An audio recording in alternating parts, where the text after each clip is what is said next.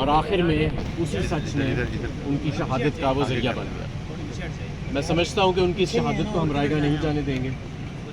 جو انہوں نے سچ بول کے وہ گئے، جس جرأت کا انہوں نے مظاہرہ کیا اپنی قوم اور وطن کے لیے، جو انہوں نے قربانی دی، وہ ہم کبھی رائے گاہ نہیں جانے دیں۔ اس سے پہلے آپ نے دیکھا کہ وہ کیا ماحول تھا جس کی وجہ سے ارشد کو پاکستان سے فرار ہونا پڑا، وہ کیا وجوہات تھیں کہ اس کو دبئی چھوڑنا پڑا، یو اے ای چھوڑنا پڑا اور دوسرے ملکوں میں جانا پڑا۔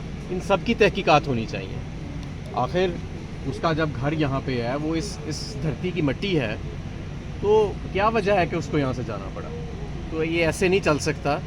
یہ پاکستان ہے، یہ کوئی فاشسٹ ملک نہیں ہے اور یہ کوئی بنانا ریپبلک نہیں ہے۔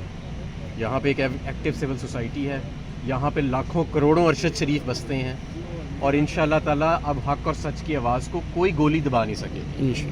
ہم اسی طرح آج میری ان کی والدہ سے جو ملاقات ہوئی، تفصیلی ملاقات ہوئی، اور ان کے گھر والوں سے، تو اس گھر نے بڑی قربانیاں دی ہیں پاکستان میں صحافت کے لیے، پاکستان میں سچائی کے لیے۔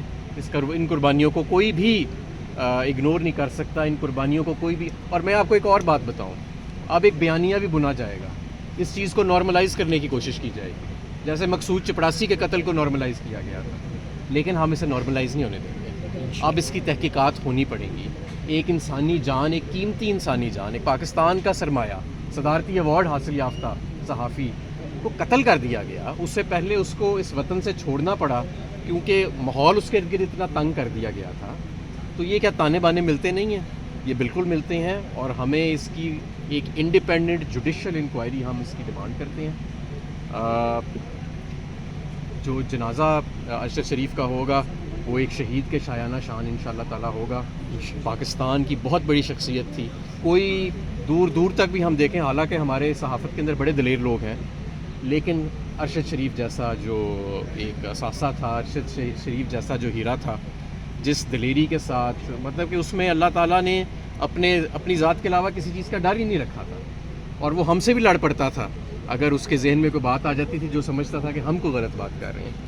تو میں سمجھتا ہوں کہ یہی صحافت ہوتی ہے، یہی دلیری ہوتی ہے، اور ساری دنیا کے صحافیوں کو آج یونائٹ ہونا چاہیے اور ارشد شریف کے اس قتل کا حساب مانگنا چاہیے۔ بہت شکریہ۔